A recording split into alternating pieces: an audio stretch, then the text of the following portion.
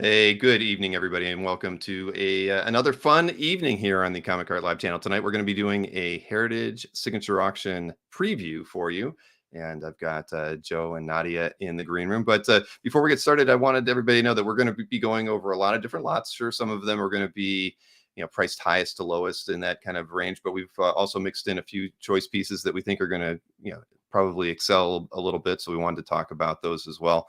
But if there are any lots in particular that you would like Joe and Nadia or myself to comment on throughout the show this evening, feel free to put links in the chat. I'll highlight them so that we can kind of go back to them later if we aren't able to talk to them at the time that you're putting the links in the chat, but we'll try. We will probably be on at least for an hour and a half, I imagine. We haven't talked about that. Maybe I shouldn't even commit to an hour and a half before the show even starts. But let me bring Joe and Nadia into the stream. Good evening. How are you both doing? Very well, thank you. How are you?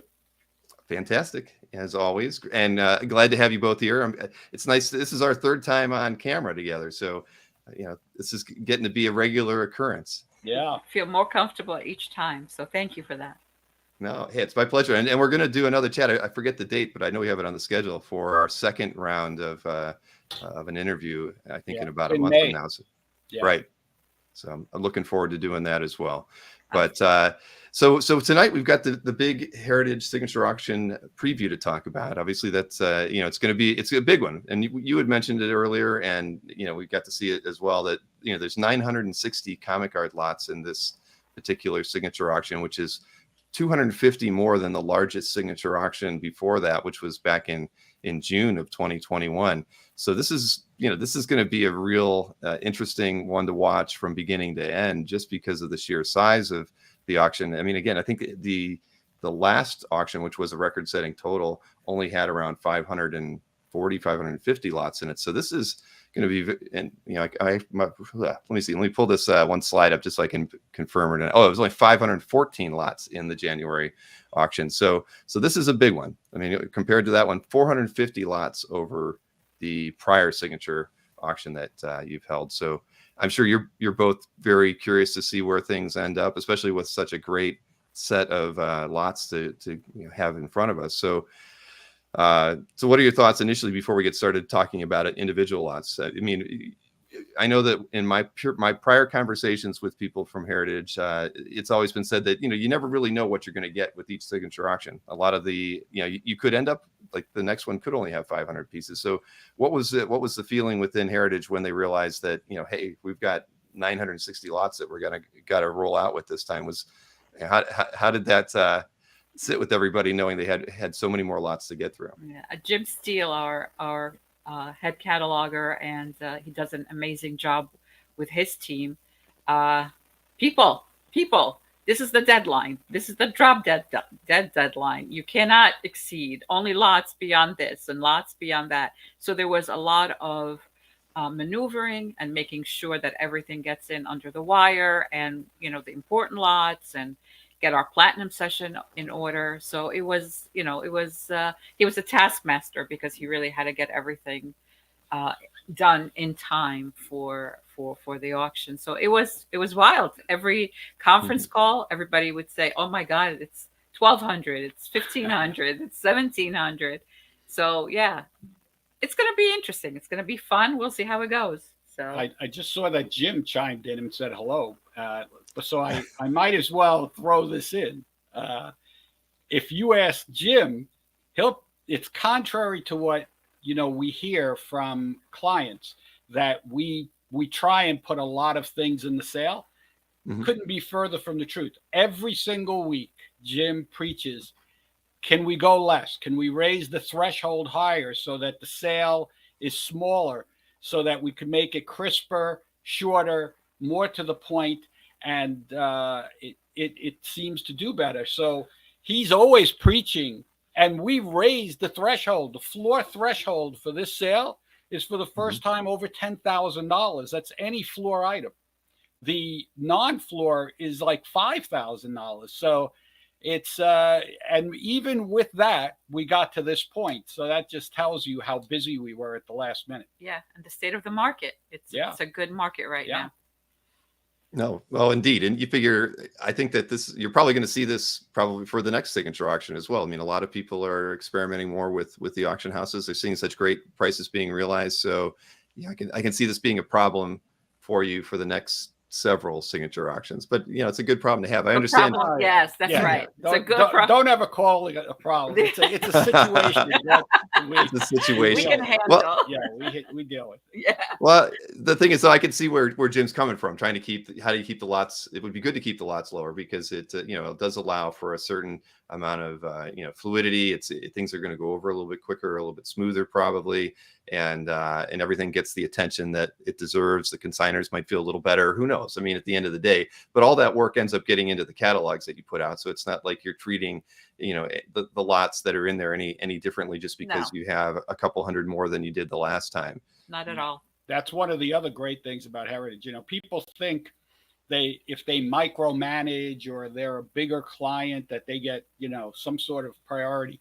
Mm-hmm. When it comes to us, we treat everybody the same. As a matter of fact, it's a problem when people try and micromanage because we've got to keep some sort of semblance of what we always do. And that's why people trust us. We feel the same obligation to a consignor as we do to the bidder. We like to protect both. So we don't, we don't really deal in hyperbole, which is the biggest request we get, Can you add all of the following? And right. It's the only example. No, I know. I have a lot of friends in the hobby, of course, and I hear they'll be like, I wish they would have written this much about my piece when it was in there. But you can't. There's only so much you can put into that's why a lot there's description. That's why there's a standard, and we try and uphold it, and and it's a team effort, and everybody chimes in, and the catalog is produced, and here we are. Well, why don't we start looking at some of the artworks that are in the auction? Sure. And these are ones that you've selected, and pretty much I probably would have picked the majority of them as well. So I think the pieces that you've got are perfect, and really good representation of the high end pieces that are in there, and some pieces that I think we both agreed before the show are definite sleepers right now, but will probably end up at a very respectable place before the auction is said and done.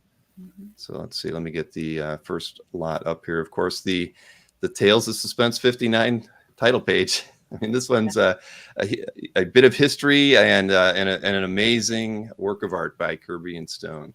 Absolutely. Yeah. I mean, what I find fascinating about Jack Kirby is when he draws Captain America, it's like he's drawing a completely different, it's a completely different sensibility because he's not, invulnerable. He's got to create tension, and he always has him in these great dynamic poses, whether he's just about to spring or just did spring or about to do something, and he gets away with it like nobody. I mean, look at that. Nobody can get away with that anatomy. I mean, it's a fabulous image. You can't ask for really more. And Chick Stone, for those that care, Stan Lee considered Chick Stone the best inker for Jack Kirby. He had instructed his people to ink like Chick Stone because his line was a little thicker, a little bit more fluid, and he did everything with a brush. So he brings that weight and that power to the images of Kirby. Now, don't get me wrong, Joe Sinnott is absolutely, masterful. Yeah, he's brilliant. But he has a slick style, and when you put him on Galactus or the Silver Surfer, everything sparkles and everything else. But you look at this, it's incredible. Yeah, it really is. And just referring to the fact that Captain America is vulnerable, he does give off this. He gives him this sense of confidence and this. He's just sure. He plants his foot, he plants his feet, and he's very, very sure. And the anatomy here really describes it all. I mean, he's ready. Yeah. He's ready to go. And then this is, of course, the book where Marvel decides to give Captain America half of the book every month. Mm-hmm. And the story was obviously, if you read the story, created as a vehicle for just Captain America, even though he's at Avengers headquarters. it's really a Captain America story, period. Yeah. Great No, page. I agree, and the variation in the line in the inking, and the line work is just phenomenal. I mean, the weight of the outline on the figure. I mean, this is just Absolutely. beautiful, beautiful work. Yep, it is. Yeah, I love it. And Mark Levy says Splashes getting cover respect. Yeah, that's probably true. It's true. It's it's getting to the point where people, as long as it has the visual impact of the cover, I mean, if it's a better full page image, so be it. What's the difference between that and the cover? If I look at it with my eyesight, I'm looking at it looks like a cover to me. Put on your glasses. I've got it. Yeah, but it's beautiful, and where are we at right now with this one? 380,000 for 456 with the buyer's premium. So 456 is really where it's at the end of the day. I mean, that's what we're going to end up reporting on. So we've got a few days to go on this one, so I'll be really curious to see where this one ends up at. Absolutely. I agree. What are you going to go up to on that, Bill? Oh, I don't even want to hazard a guess. I've made too many mistakes lately. He's in the doghouse.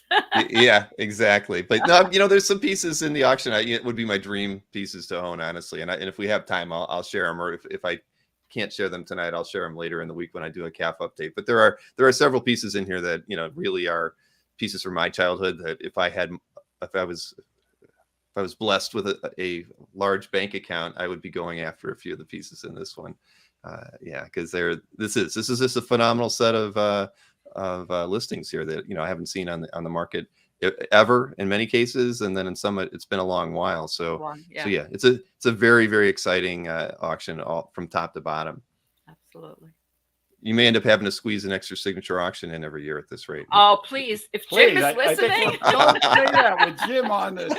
We're ready up to 5. I know you're at 5, but you added the 5th one a couple years ago, right? Because you were at 4 for a while, and but we're also adding monthlies. We have showcase auctions. We have monthlies. We have a special. I mean, we're cranking. Yep.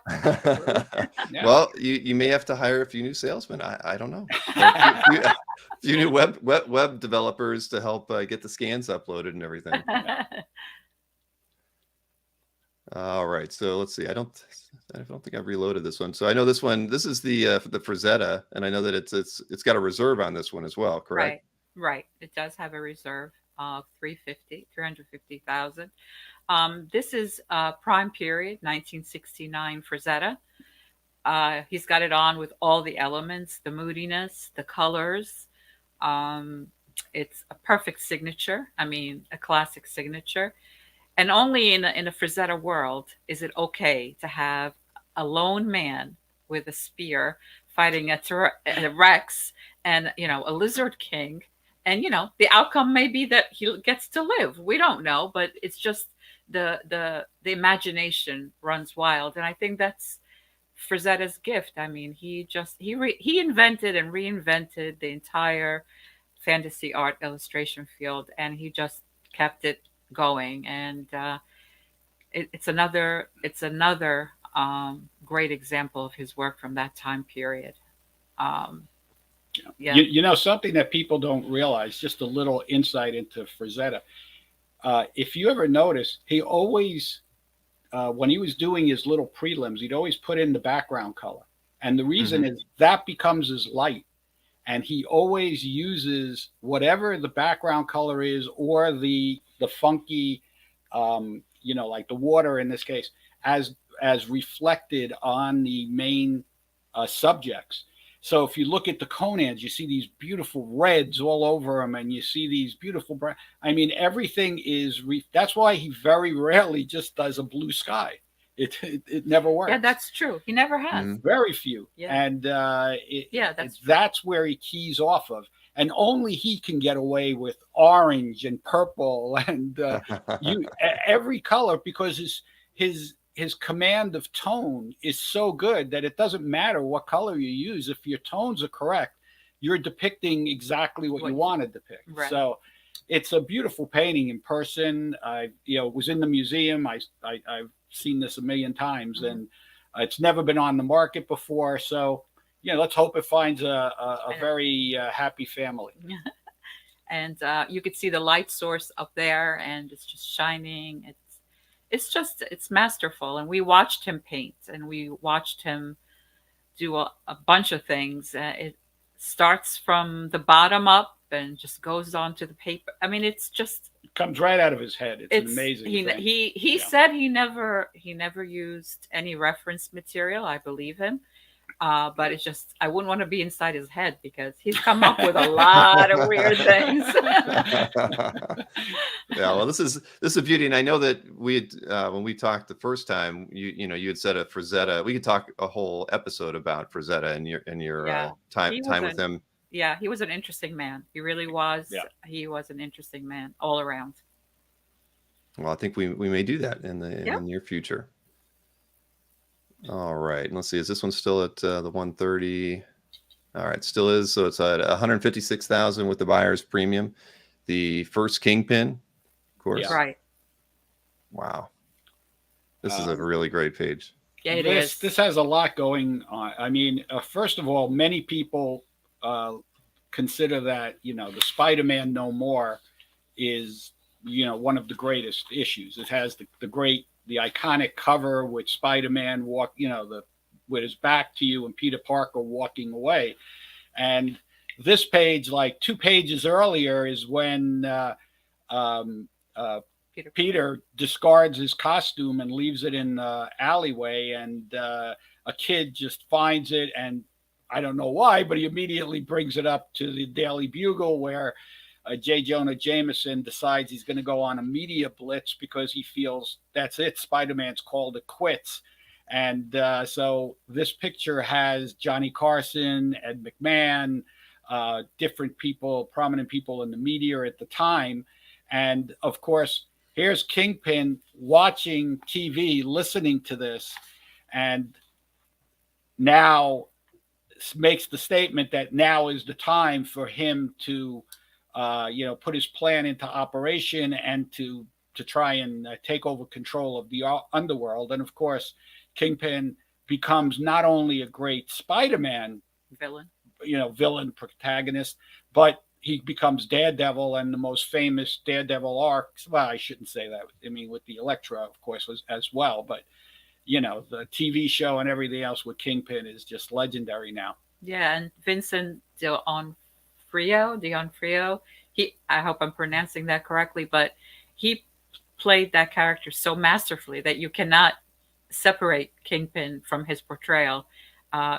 You love to hate him. He was just so good in it. Yeah. So, this is a great page. Yeah. And it's not, as everybody knows, it's not easy to find the first appearance of a character literally on the page, Yeah. And that's it, because Kingpin's not on that cover. No. So right. It is the first appearance. Right.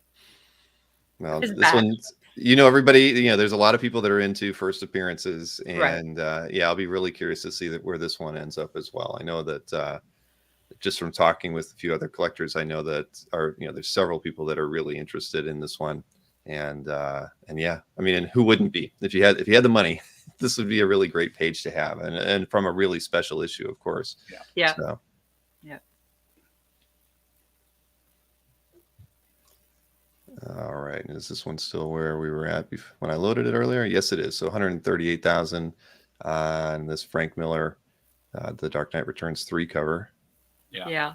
Well, Dark Knight, turned the whole industry upside down. Yeah, the whole industry, not only the comic book industry, the movie industry, his portrayal of this very dark personality,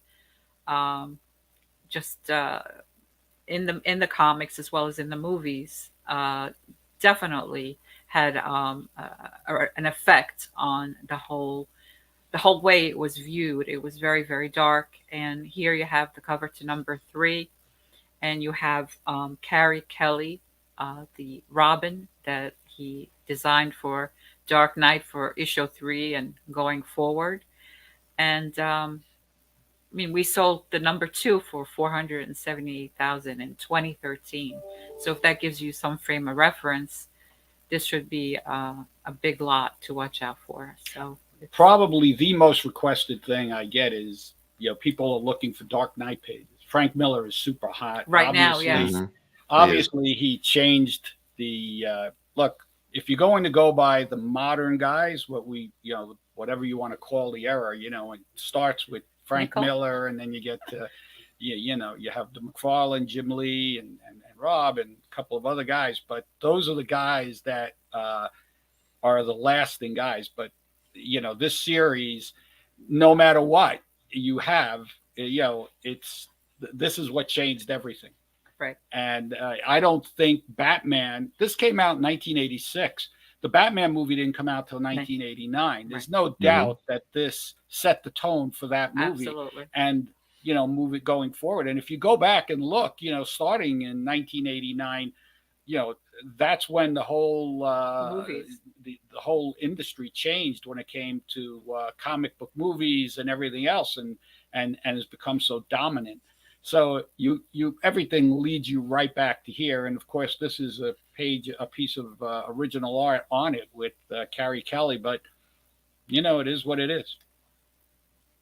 Yeah, no, it's I was just reading the comments as well. When Wes mentioned, Dark Knight Returns cover seem cheap right now. I mean, at the end of the day, the market is so odd for us to really examine it, and that's why the recaps always end up being interesting when we talk about them. But Sure. no, this is a historic piece, of course, and so again, this is one that I'll be watching as well. I mean, it's I'm not bidding on it though, just so you know. Okay. Hey, West, we saw you. We watched your interview. You were great. Yeah, with was it with Dino? Dino, right? Dino, Yeah, Dino. it was really cool. Yeah, that was a really fun interview. We hadn't. I think that was one of the first ones I did where I actually had two guests on at the same time. So it was an interesting way of doing it. But we had a great time with that interview. Yeah. We know West from way back. So yeah, Christie's days right on through now. Yeah. All right, you want me to handle this one? Sure. So I mean, what can you say? About It's a Dave Cockrum early X-Men cover. It's the old it's kind of unique. You got the old X-Men with the new X-Men. You have it's only the 12th cover in the whole series as far as Cockrum working on it, and I mean, there's nothing that's hotter than that as well. So I mean, what's to say? Whoever gets this is going to have a museum piece. Yeah, for sure.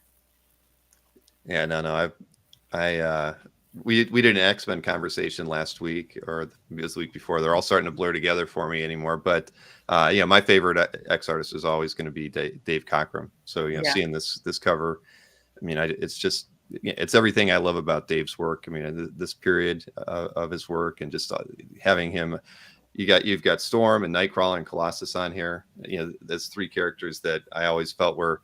I had to imagine that Dave really enjoyed drawing them, and so I absolutely love this cover. And this would actually be one of the covers I'd be bidding on if I had any money. So, but it's just under 100,000 with the buyer's premium right now. But yeah, I'm sure this is going to go a bit higher than that. And this is lovely. And it has the dramatic lighting. It has, I mean, I was just going to say, it's dynamic. It's very, you put it up against the wall and it just looks great. Yeah. Well, it would look really great on my wall, but I'm sure it's not going to end up there. It would look equally great on anyone's wall, Bill. Yes, it would. Yes, it would. Let's see if this one's changed at all yet. So this was the Sandman 8. Story page. Yep. This is okay. It's still at 44,000, so just over 50,000 right now. But wow, I mean, beautiful illustration. It's beautiful. So this Neil Gaiman, of course, character, and Dringenberg and Malcolm Jones. Dringenberg took over from issue 6, and he drew 11 issues, and they were all inked by Malcolm Jones except one.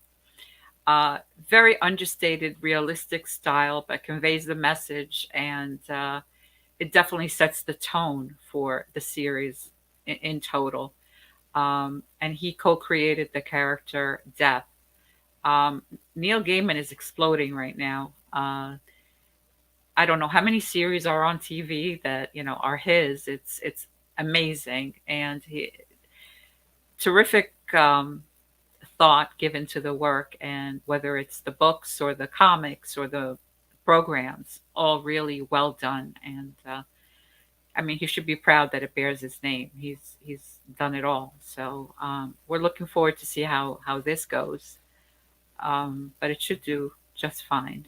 Yeah. Again, this is another. If you want to talk about trends, since we're here, but the UK artists are, oh yes, incredibly hot. I mean, when you think about the impact of David Lloyd on V for Vendetta, or Sure. Brian Bolland on the John Killing Bolton. Joke, and when you're going through all the different guys, and if we were talking about the Dark Knight, well, let's go back and look at the most popular graphic novels, and every year the best-selling graphic novels, from V for Vendetta, from The Watchmen, from The Dark Knight. I mean, on and on. What's amazing to me is this debuted 25 years ago. Last year. I mean, 25 years ago is shocking to me. Yes. But it's, I mean, you have, I mean, it's got everything. It's another great piece. And the price is already reflecting it. So I don't know. I don't know where to go. Oh. Right, exactly. But there are a lot of collectors who are very interested in this page. So I'll be very curious to see where this one ends up as well. But yeah, it's an absolutely beautiful work of art. Yeah. And rendering. Yeah. Yeah. No, it's lovely. But you're right. I mean, and pages from early Sandman books don't come up very often. So seeing something like this is really rare. Yeah. And I mean, and I think all those guys had, I don't know, except the V for Vendetta, this style is very gritty. I know that the V for Vendetta is very film noir style. This is pretty gritty, but it suits it so well that it's just so good. That is true. And and Mikhail, I think, is right. It's 35 years, or closer to 35 years. Oh, wow. So we were off on that. Thank you. That's true. It says this year marks the 25th anniversary of the Sandman's finale. I'm sorry. You're right. You're right. It ended 25 years ago. Yeah, so it's another 10 years. Yeah. That's amazing. Yeah, time's flying by. Thank you for that correction. Yes, we appreciate that. Yeah, I think Mikhail likes that work of art. I think he's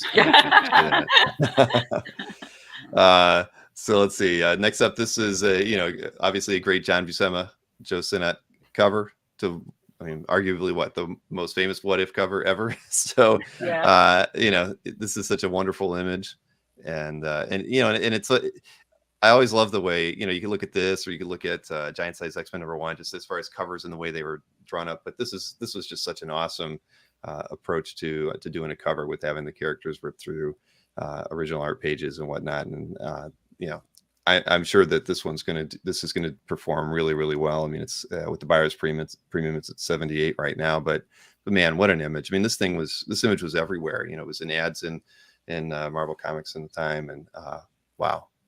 Yeah. The interesting thing about this is, beyond the great, that it's a #1, which unto itself and is all a big these deal. characters, and Spider-Man being in the middle of it, is the fact that who would have thought that the series literally would lead to the Spider-Verse and to the multiverse, of Marvel. Mm-hmm. I mean, this is where it all began, and that concept. So it, something that was supposed to be just a one-off turned into this tremendous source of storylines that have just continued right until now. And of course, it went right into the movies. So, and you have a black background in the center. I mean, look how well this is laid out. The page is opening. You have a dark background to really bring forward the characters. Look how three-dimensional the Thing looks. Yeah, it's really it's great. You matted on the wall. This is like, it would jump off the wall. I was just gonna say, it looks alive. It really does. Amazing work. I sort of liked the Human Torch how he originally was, but I guess they felt differently. I don't know, They but changed the arm angle yeah, to accommodate probably they wanted that same circular effect. Oh, sure. yeah. So, but Yeah. it's a neat piece. That's gonna be. I mean, that's one that I would have liked to own because I don't remember this being out and about until I know one guy had a couple of them. You mean it wasn't available on the market? Not that I remember. Mm-hmm. The image is so nostalgic. Is that Scott Wingo again? Hello, Scott. Yes, it is Scott Wingo. He's like a bad penny. He keeps turning up. I know that you had said one of your kids is doing some stuff with Our Scott. son-in-law. Yeah, they know each My other. son-in-law. Sorry. Yeah, no problem. Yep. Nope. Scott's a regular in the chat and a Yep. good friend. Yes.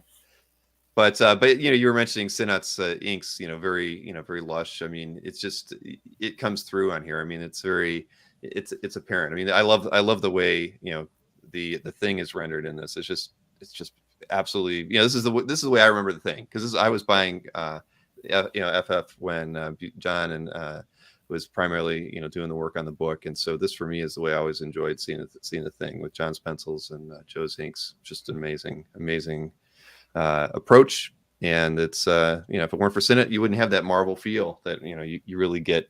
He was so prolific and really worked with he made everybody better at the end of the day. Oh, no doubt about it. No doubt about that. Yeah. That's true. There's a handful of inkers that Changed. literally could increase circulation. Joe Sinnott was one. Terry Austin was another. Guys like that. I mean, they literally could change the circulation of a book based on their art.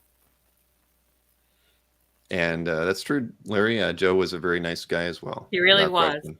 I remember. Man, we visited Joe many a time. Yeah. He was one of the greatest guys. I mean, I have no idea how he did what he did because he showed he would ink like this, like almost one hair of a brush at a time. I mean, it was unbelievable. But he had such respect for.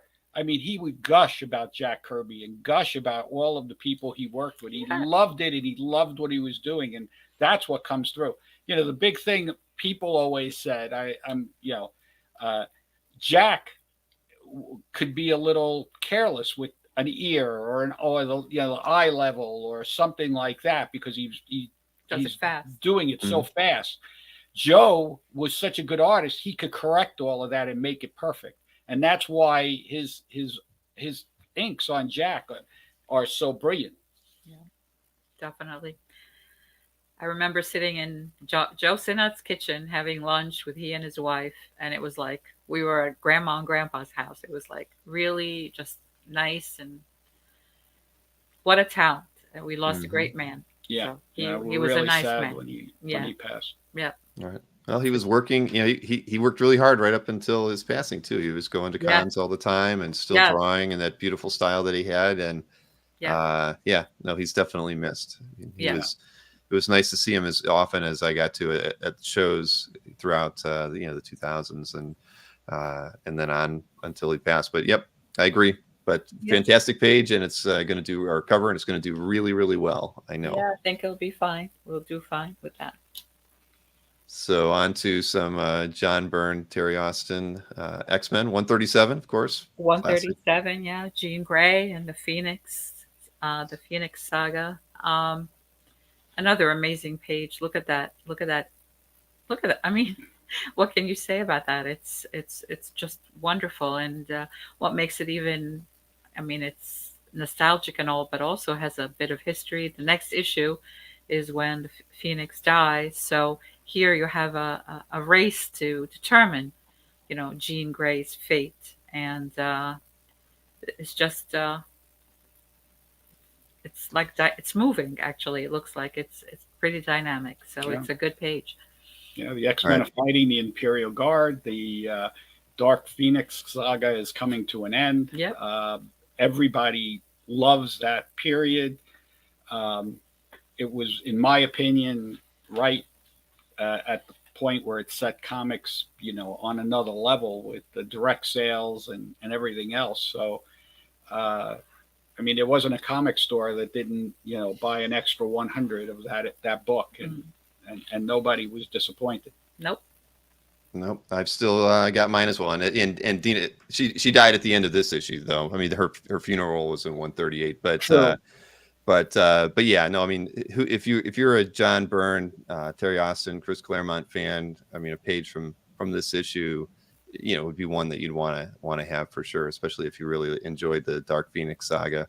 But who doesn't remember this? I mean, you know, this is right when they landed. You know, we're transported over to the planet to start the battle. I mean, this is like a classic moment, and you know, just like in classic X-Men style, somebody screws up, just like the Angel. He flies too high and he gets himself out of the atmosphere. So you know, things aren't looking good for the X-Men right from the get-go in this story, and of course, didn't end very well. You know, not one single fight that they got in ended up very well. But that was always what made the X-Men, you know, for me, a popular book. That you know, they weren't like Superman and they weren't indestructible. They usually did foul up things, and you know, and clearly, you know, Jean Grey fouled up a whole lot of things, which was why she essentially deserved to die at the end of the book. But gee, okay. Well, she earned it. Jim Shooter would say that. I mean, you know, he was being the guy that made sure that she paid the price. But, yeah. But no, absolutely. You know, I'd love to have a page from this book as well. Yeah. So moving over to Jim Lee and a Wolverine cover. Yeah. It's $75,000 with the buyer's premium on this one. Yeah. That's his first cover on the page, and you know on the title, I should say. And you know, it's classic. In my opinion, Jim Lee has like two really, you know, signature poses. One is that, you know, the main character leaning forward, and then because he gets that upward light that reflects and on his you know, his lats, his chest. And of course Scott you know, Williams does just a phenomenal job with Jim. He's polished, but he's not polished. He leaves just enough grit and just enough you know, at risk where it keeps the drawing alive. I mean, this particular one doesn't have the great, you know, perspective background, although it does have a great background, but it doesn't have the perspective background of other things. But, you know, I mean, what can you say? It's another one that you put on the wall, and with the great contrast, that just jumps at you. It's a whole film noir masterpiece. No, I agree. And like you said, there's a lot of great work in this auction by Jim Lee too. So, you know, if somebody doesn't get this one, there's a few other pieces they'll probably be interested in. Yeah. But yeah, no, this is going to do really well. And what was it at again? 75. Wow. Yeah, there's a lot. I know it's fun. It's fun watching some of these things, especially when you know you can't bid on them. But you know, the market's just so amazing, so strong right now that yeah, I mean, every auction presents us with a lot of artworks that, you know, you're looking at, and you look at a piece like this right now, and it's already in a lot of ways, you know, you knew it was going to do well, but you know, again, I can't wait to see where this ends up as well. So this is Gil Kane, Frank Giacoia from Spidey 97. Right. You got great. Wow. I got the Goblin all over it. Yeah. Great battle between Spidey and the Goblin. And it's just, that panel up top there is tremendous. And I love how it, you know, ekes out a little bit into the bottom, and, you know, the panel underneath it. It's just so much attention is paid to the layout of the page. And I think this is one of the first interior pages from the drug issues that Heritage has ever offered. It featured Harry Osborn's drug problems, and it wasn't really given the Comics Code Authority stamp because of, you know, of the contents of the page and the storyline. But it's a very So the book itself has a lot of history, but the page is a great action page. So when you get the combination of both, you know, I mean, not much to be said about that. That's you know, it's at 39,000 now. What is it at? Something like 39,000. Yeah, already? 39. 39. Yeah. I mean, that's amazing. Gil Kane, Frank Giacoia. Again, Frank did some job inking this page.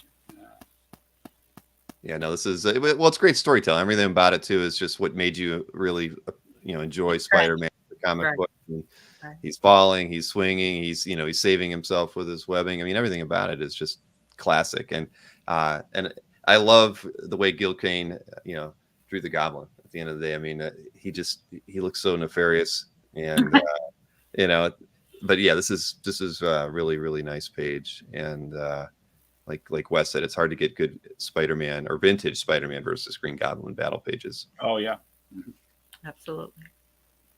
And Ruben wanted to know if pretty sure this will be a record-setting auction. Is that what Joe and Nadia expect as well? And, Yes. Well, a record-setting total sales, I don't know.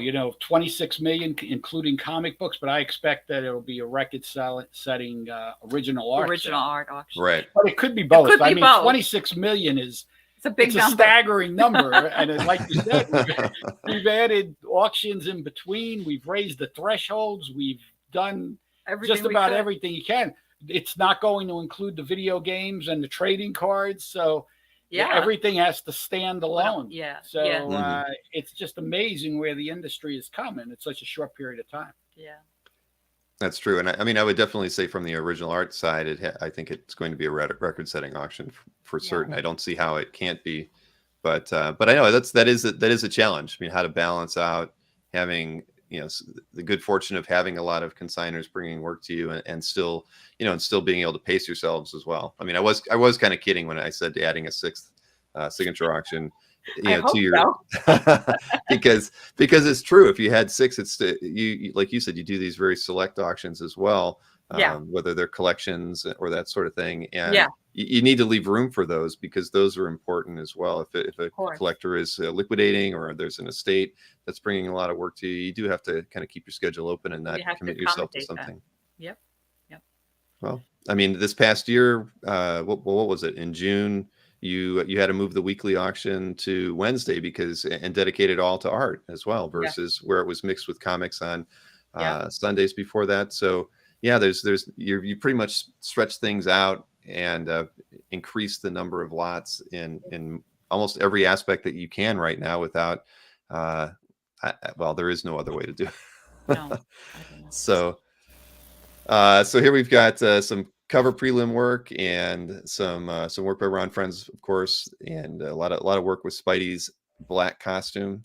And I've seen Friends page prelims before. I mean, these are very, they're very detailed, and I always thought it was pretty cool the way he would do these kind of sets and go through every page like this. But I mean, I don't know if he did this throughout his entire career, but I've seen about. Because somebody I know has some of the Spidey ones. I've seen several of full books like this, and I mean, it's just neat to see the process that he went through, to handle all these layouts. I think there are 22 pages in the of layouts. Well, the way that that's what made Marvel different than DC. Of course, DC, always had a very strict script that described every panel. So, panel one, this happens, this figure is doing this, and the dialogue, everything was very, very, laid out, where Marvel basically provided the plot, or a writer would give a storyline, and then it was really up to the artist many times to plot it. Certainly the early Marvels. So I assume that Friends liked doing his own plotting, because those thumbnails are nothing more than that in determining how many panels per page he needs, how many pages he needs, and the exact way that the book is going to finish and lay out. I mean, it's not an easy thing. It's something we take for granted, but the artist had that extra responsibility. Of course, that if you look at those, the cover of Spider-Man 252 with the first black costume is an homage to the Ditko Jack Kirby Amazing Fantasy 15, and with what happened with the Secret Wars 8. I mean, you this mean is the frenzy. The frenzy from Friends, yes, the frenzy. And there you have now you have the history behind it. So this should do very well. And you also, I think, in here the script from Roger Stern, right? Yeah. Yeah, there it is. Right. So you see it, page It's- one. It's photocopied. Page two of the story will be, and it goes into the what's on the entire page. So then Friends lays it out. Yes, Rick said the Homecoming Splash thumbnail is cool to see. Yeah, very, very true. And Ruben was asking, he wanted clarification on that 26 million number. But the original art portion of the last auction was $11.4 million on the 514 lots. So that was, I think, a record for the original art portion of the of a Heritage signature auction, and then the 26 was the overall amount that was also a record. Right. And that might have been 2 auctions ago, right? Or was it? No, last No, time. nope, that was the Same the month. January.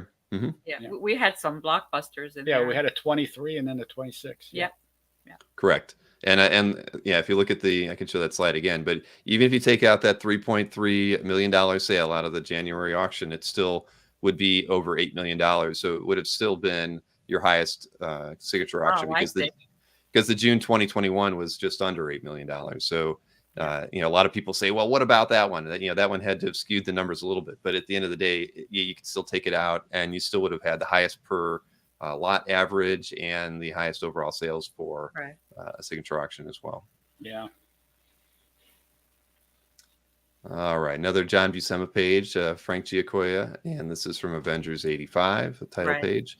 Right. And here you have the Scarlet Witch, Black Panther, Goliath, Quicksilver, and Black Knight, where Thor whirls his hammer and he transports the Avengers to Asgard, and he transports them across time and space to Asgard. And there is, would you say the Squadron Supreme is all new characters in there? Well, they come back after they go to. They basically go through a time travel deal, and they come back and they think they're back in their own time, and instead they meet the Squadron Supreme, and it's their first appearance. So this book has the first appearance of the Squadron Supreme, and they have Earth 712 and things like that, and of course the Squadron Supreme is kind of related to the Squadron Sinister, which appeared in Avengers 69. So again, part of the whole multiverse, the way of going back and forth and introducing whole new concepts. Right. So, but that aside, I What mean, a page. you have a great page, and you've got you got everybody there, and you have a great image. Yeah, Thor in the middle, and Yep, it's a cool one. Yeah, no, Yeah. I love a good title page, and this one checks all the boxes, that's for sure. Yeah. And what is it at? It's at 63,000 with the buyer's premium right now. Wow. There you go. I mean, out of my reach Nadia already. And I will go down the list and make our own estimates on stuff, and these are some numbers already. Yeah. So it's surpassed already. Very nice. Yeah. Yeah, and I was just seeing in the chat too that somebody said Barry Windsor Smith inks, but it does say Giacoia, so I'm not sure. I guess maybe there's something in the description tells us whether it's Giacoia or Smith. I don't know. I don't have time to read it right now, but that's an interesting. I would assume that it would be right to be Giacoia, but it does list. So it even says that the credits box mistakenly identifies Barry Smith as the inker, which would be corrected before printing. Oh, well, there you go. That makes sense. That does not look like Barry Smith inks to me. No. So, no. I was going to say, if that's Barry trying to do, somebody else. I don't know. Right. No, because I didn't think that at all. And then when I saw that in the chat, and it has it on the page. But okay, glad we got to talk about that for a second. Does that look pre-Raphaelite? I don't know. Oh yeah, we watched the whole thing on his theory. So here we have another Jim Lee piece. This one's getting a lot of interest from a lot of collectors as well that I know, because this is like I've heard people say this is like one of their top 2 pages, from Jim's Uncanny run. So this is from Uncanny 271. Correct. Great, 2/3 splash here.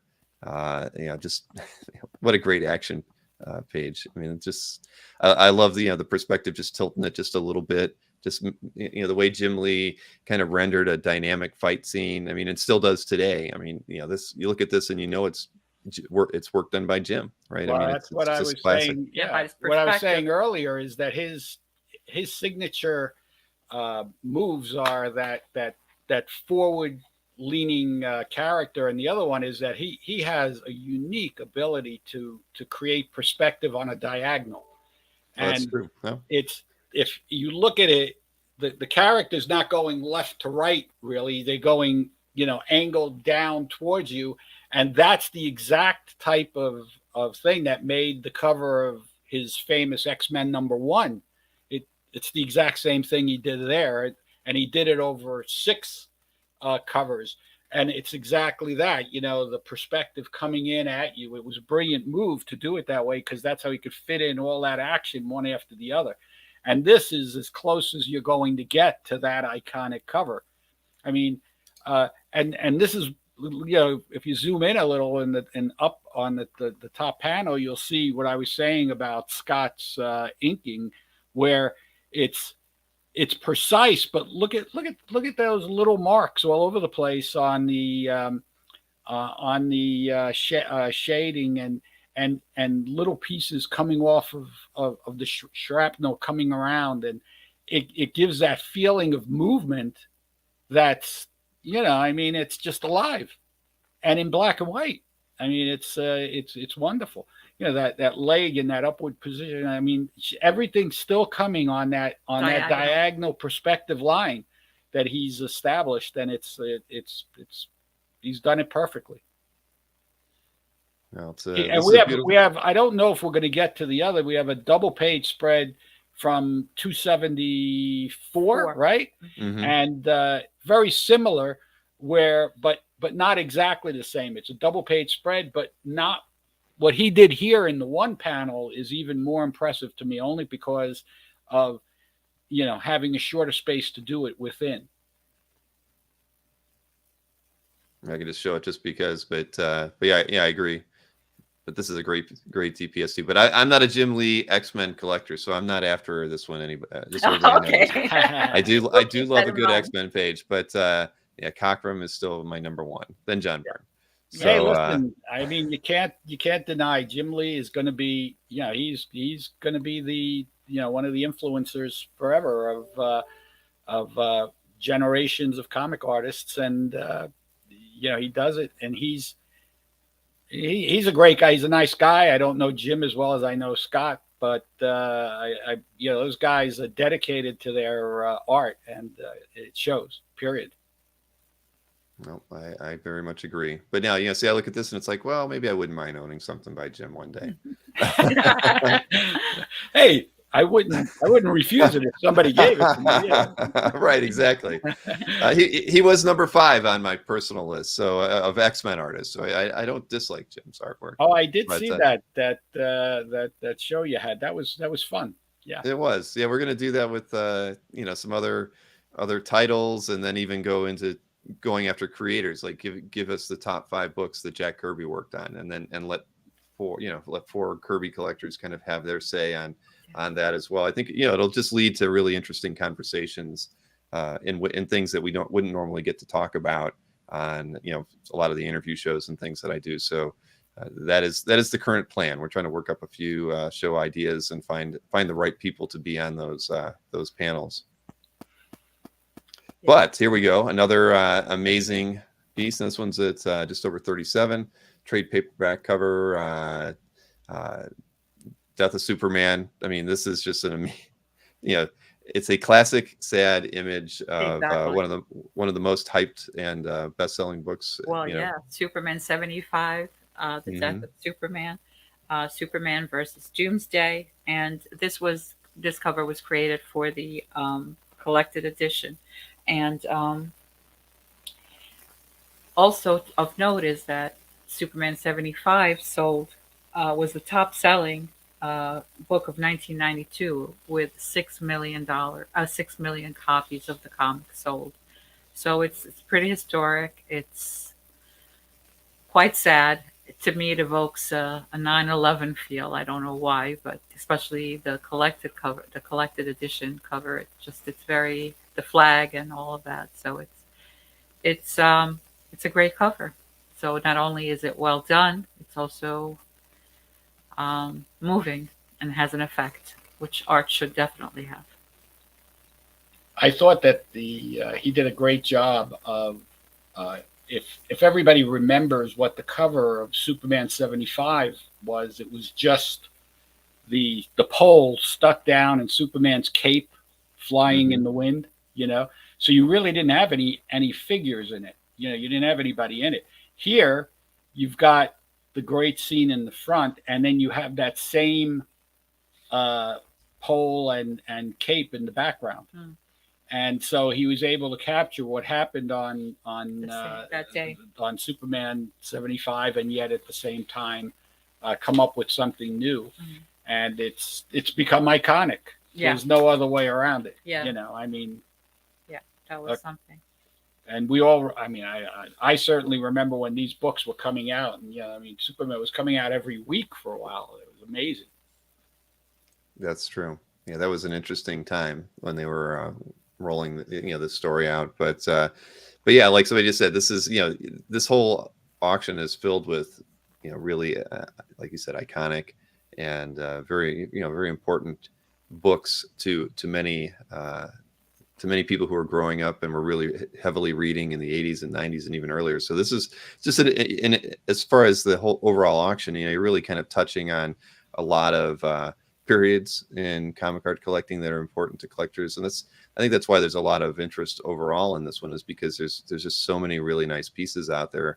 And and the 90s art in general is incredibly hot right now. So seeing a piece like this, as iconic as it is from that period, it's going to be really sought after. And yeah. I hope it ends up on CAF, this one. This would be a nice piece to have somebody end up showcasing in their CAF gallery. I'd like to see that. You take the top 50 pieces at this sale, even 100, and it's a complete museum show of the, basically of every, how could this image not be kind of a museum quality image? If somebody, there's the Marvel exhibit going. If DC was doing an exhibit, how could they not ask for this? That's the type of thing this is. I've lent, Jim is on this. I think he's still there, but he and I have lent a lot of artwork to museums and traveling shows and everything else, and that's exactly what they would ask for you over and over and over again. Look at that with the cape, and that's just great. And it is very, unfortunately, reminiscent of 9/11, and for some reason, that much more poignant. Yeah. Makes you feel something, and that's important in art. Yeah. Yep, that is true. It's already at, what's it at? 31,000? Yeah, 37 with the juice. So yeah, it's another piece with a lot of room to go, I believe. So yeah, that's great. Really. Sorry, I'm just reading through the chat as well. But Brett said anything for us on a fixed budget. Well, Brett, maybe not, but that's what the weekly auctions are for, every Wednesday night. Oh, I don't know about that. There's a lot of items in the non-floor section that are great. Awesome. Again, that is true. I said this on your show, your other show.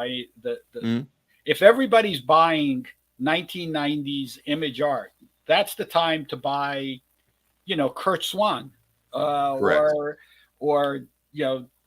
I was going to say Don Heck, but not the next page, maybe, but a different Don Heck. You'd be fibbing if you said that. There's plenty of things to buy that are not hot and that come up every week and come up on the non-floor section, and in 3 years that's going to be hot. So do it when you can. Yeah. I can't listen. When we did Christie's, people told us we ruined the industry because prices were so high. now all we ever hear about is, So oh, cheap. I wish I was there during that. You're so lucky you got everything for nothing. Not Who's really. I know. to Well, say that today every- is not the same thing? I mean, if you're every smart, generation definitely feels that way, right? Yeah, I mean, absolutely. That's that's very just true. that's really how it is. I mean, I look back to 20 years ago or even 10 years ago. I mean, if I could go back in a time machine 3 years, boy, would I be doing things differently. So yeah, it's just indicative of where things are at. And we can look at it and say a lot of us are priced out of the high end stuff, but there's still a lot of great art available. And like you were saying, there's a lot. There's Mhm. Let me give you a tip that the smart guys do is if Heritage is always going to have something good in an auction. So what people do is that they'll consign a lot of middle of the road type of material, but they'll accumulate. They keep the money on account. You don't have to take your settlement immediately. You could say keep it on account. You'll be shocked at how that adds up. And then when it comes time to get something that you really like, you've got either all the money or part of the money, and then you can consign to pay the difference. Right. So, basically you're trading and you're using monopoly money. You're using, inflated money on your material, is if that's the way you want to view it. But in today's terms, it's real money, and you're using it to buy something great, Well, and banking the money at Heritage, after you make some sales, it keeps it out of your hands, so you can avoid a little bit of temptation until the next, piece coming up on air. Sure, I hate to say it. I have bid and won on some stuff on Heritage. It's been a little while, but I assume that there's ways to keep track of all of that within in the system that they've put together there. So yeah, I mean, I know. I've actually talked to other collectors who do just that, and it makes sense. At the end of the day, if you can leave it there because you're going to be buying things in a weekly auction or the next signature auction, you might as well do that. And it's nice to know that you have the option to consign to help pay off some of the purchases that you get too. I mean, in this day and age, you need to be creative if you're going to be able to go after some of these big pieces. Exactly. Absolutely. Oh, there's a big piece here. Don Heck. Okay. Yes, Don Heck, Tales of Suspense 39. Yeah. Wow. Now this is the first page that's ever been offered at auction that has Iron Man in costume on it. There was a page of TOS 39 in the other auction, but Iron Man was not on it in costume. So this is the first page in costume from the origin. And I mean, you could say what you want, but in my humble opinion, it's Iron Man that started the entire superhero movie craze of late, after 1990s, where Sure. and Marvel had that's like the only property they had, so they had to plow their resources into that one, and it's set the standard with all of the Avengers movies and everything else. So I mean, how often do we get a new origin book broken up and a page available? I mean, come on. No, this is all right. No, it's a historic page without question. Yeah. And where was it at now? It's at almost $50,000 with the buyer's premium. Yeah. Yeah. Well, I'm sure everybody who's watching in the chat tonight in the show is definitely going to be watching the live auction come Thursday. So it's gonna be interesting. I mean, you might want to if you're not bidding, you might want to make up some popcorn and just sit back and enjoy the show. Highly entertaining. I mean, again, that other piece was true. I mean, is that not a museum piece? I mean, there's of course it is. Yeah. Oh yeah. No, you can't. I mean, as you said, it's a historic piece from its period, from the fact that it's Iron Man. I mean, the costume. I mean, it's just amazing, absolutely amazing. And then here we have another. I mean, this is this is from 1981. Yeah. So it's 42 or 41 years old. But Bob Larkin, man, he could paint. And beautiful, yeah. wonderful. It really is. This has a little bit of I don't know what you would call it, but Alice Donenfeld, who was married to Erwin Donenfeld, in 1979, wanted to create a character. She was in a meeting with Shooter and the crew there, and they wanted to create a character that was a woman, that was a part singer, part heroine, hence Dazzler, and they were very convinced that this was a good character. And then later on in '79, they decide that she reached out to Casablanca Records, and they said they wanted to do a TV series of the Dazzler character, and it snowballed from there. And they kept saying, "Well, why don't we do a movie? It'll be a full-length movie. We've got the perfect person to do it. It'll be Bo Derek." And Bo Derek said yes, and then. But she also said John Derek has to direct it, and they had just come off a real bust in Tarzan, and so the whole thing just died. So they came out with the issue in 1981, and the original cover had the Thing there, but in the printed cover they had changed it to the Enchantress, and this book was. Sold 428,000 copies in a direct market when everything else was selling at 30,000. So it was a trend-setting title from the beginning that, Alice Donenfeld had a vision and she wanted to do this. She was a very accomplished woman. She was the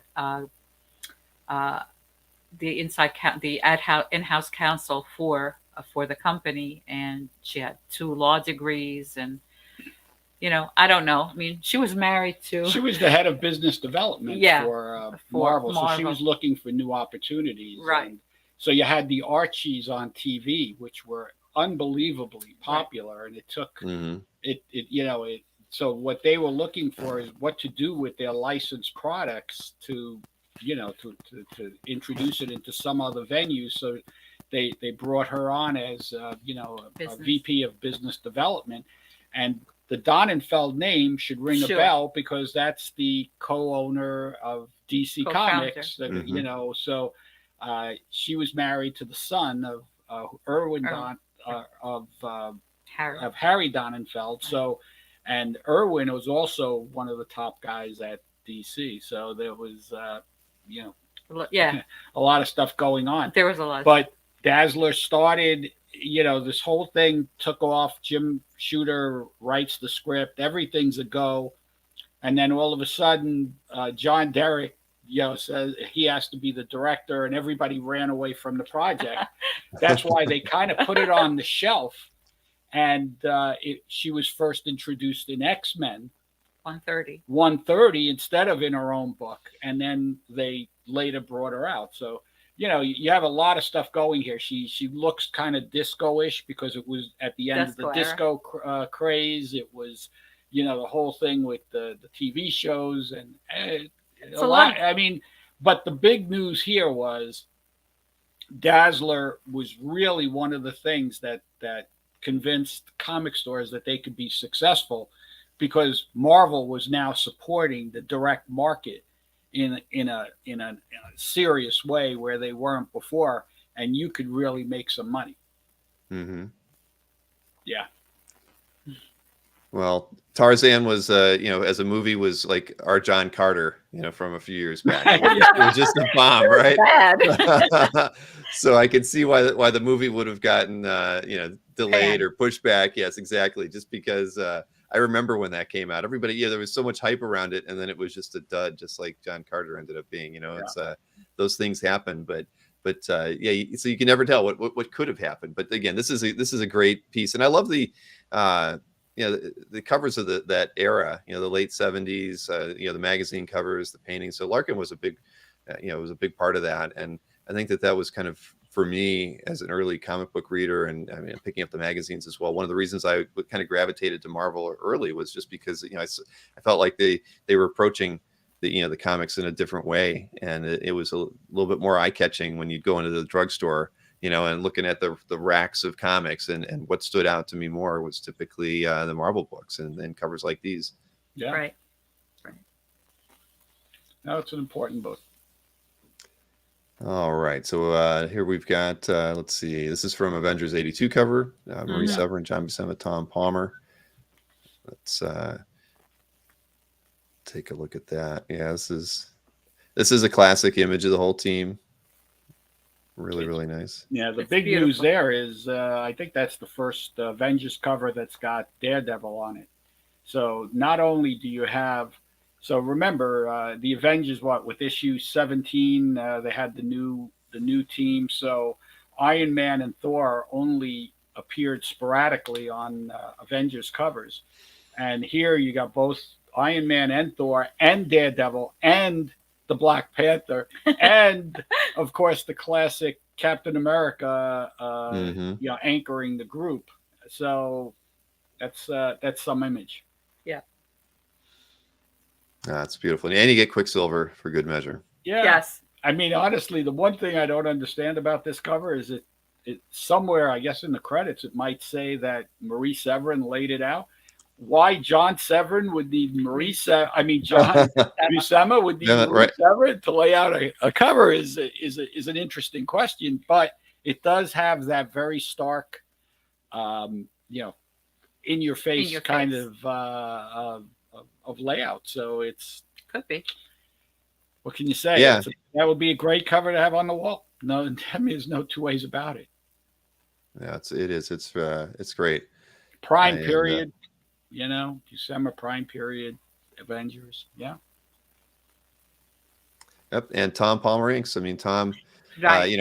I would put Tom. Right Earlier. Right beneath Joe Sinnott, because Tom. He was phenomenal. I mean, you think of his work with Gene Colan and John as well. I mean, he made everybody look great as well. I mean, I think he kind of overlooks. He gets overlooked a little bit because of Joe's career, but man, Tom really had as great a career and was as big an influence, I think, on inkers today as anyone. Well, Tom Palmer was like you said, he could make certain people look just fantastic, but he also came in at the same time with Terry Austin. I mean, where do you put Terry on that list? Right, exactly. I mean, that's right. You have Joe, and then you have Terry. Right. And then you have Palmer, in my opinion, as far as all right there. But, when they did work on an artist like Gene Colan had to be the most difficult guy in the world to ink. Sure. I mean, the guy had all of that shading. He'd use his pencil, and you didn't know if he was doing a half tone or if it was supposed to be black or what. So the amount of decisions you had to make was, and Palmer was the guy that pulled it off every time. You get no arguments out of me. You want to talk about this one, Bill? I think you'd like to talk about that. No? Heck yeah. I mean, I went to start. Go ahead. I can start on this. I won't even interrupt you if you go ahead. Not at all. All right. So Richard Corbin, heavy metal, poster. I went to see Heavy Metal, the movie, as a kid. My father was so embarrassed he wouldn't take me. So he solicited a coworker to take me to the show, and the coworker was embarrassed to have this young kid sitting next to him, watching it. I was only 13 years old, but I loved every minute of it. I mean, and back then, I mean, Heavy Metal was just a great book in general, but this is awesome painting by Corbin, another artist that's left us way too soon, just recently. Yeah. And I mean, he was a huge influence on many of the creators today. And it's interesting to get you have a well done colored piece. I mean, I love his black and white, just pure inks, probably more than anything. But as an image, that for me, this is just I would love to have this one on my wall. My wife probably wouldn't like it. Or maybe she would. I don't know. She's not listening. But again, for me, this is like my childhood all wrapped up in a nice bow, because this was like one of those things. It blew my mind that they would make the movie, Heavy Metal, and after just being enamored of the book for so long, and little 13-year-old me was very, very impressed by that movie, and really more the horror stuff than anything else. I mean, I loved the the segment with the flight crew. But the den thing was just, it was just very, very humorous and funny. And I think that one probably embarrassed my dad's coworker more than any other segment from it. I don't understand why. Yeah, that's okay. But yeah, but but again, it's something that for me, this is like pure nostalgia. I'd love to have. I don't even have an animation cell from Heavy Metal. I'd love to own. I'd be happy to have something like that. But to see this image and to know that it's out there, I mean, what is the overall size on this thing? I should have read that it's huge. What is it? Let's see. 32. So it's almost 3 feet by 4 foot. That's just amazing. Yeah. And if I might add a couple of things. Sure. Ivan Reitman, of course, was the famous director from Animal House and everything else. And here's that guy decides he wants to do an adult cartoon and as a feature because he loves the Heavy Metal magazine. And so he puts together all of the best animators around the world, and everybody's working on a different segment of this movie. And then they go and they tap Richard Corbin to do the final sequence, which is going to be, like the anchor of it. And if you're not familiar with the way Corbin works, and this cover is really, really indicative of that. If you know Maxwell Parrish would start every painting with just pure primary colors. So he'd do all the blue in the background, and he'd scrub it in, and the blue would go from dark blue to light blue. Then he'd go with red, and then he'd add red. If he needed a purple, he'd put the red over the blue. And Corbin, who was trained in graphic design and in printing and everything else, he used to do his own separations, and that's how he worked. So he would very meticulously draw an image, then he'd meticulously ink it, then he'd use that same kind of coloring technique. You could see here where you've got the red pressed into the, really in the whole background, a little bit of blue to create like a little purplish around it, and you see how it as it goes down, it becomes more purple. And then he put in his yellow, and that's how he got these very vivid colors and this very meticulous image that's so distinct. I mean, it's distinctive Richard Corbin. So when you talk about the people that had unique lines, like the underground artists like Robert Crumb and guys like that, you have to put Richard Corbin in both. I mean, he had this great distinctive line. He was a great painter and basically could do it all. And he was his own man. I mean, he only worked on what he wanted to work on. So, he's iconic. And this is an iconic image. It's that kind of thing. Nope, I agree, and I have to agree with Rich Danny's when he says that he liked the Heavy Metal film, but John Candy was miscast as Dan. I do agree. The greatest thing ever, because they wanted to make it. They wanted to add that touch of humor that you appreciated. Right. They thought they got it when they got Candy to agree to do the voice. It felt odd, that voice coming out of that body just always was. You were just like, what? It just didn't feel right. But I get it. I get why they cast him. Yeah. All right. So Harvey Kurtzman on this one, Mad #9 cover, and it's still early. We'll see, what is this one at? That's at 44,000 with the buyer's premium. Yeah. Wow.